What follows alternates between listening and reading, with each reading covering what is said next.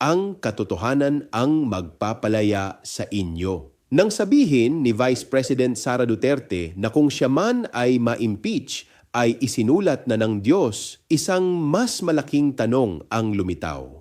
Hanggang saan ginagamit ang pananampalataya sa gitna ng usapin ng pananagutan? Hindi kailanman ginamit ni Jesus ang Diyos bilang panangga laban sa katotohanan. Sa halip, malinaw ang paalala ng Ebanghelyo, ang katotohanan ang magpapalaya sa inyo. Sa demokrasya, ang impeachment ay hindi hatol ng langit kundi proseso upang siyasatin kung may paglabag sa tiwala ng bayan.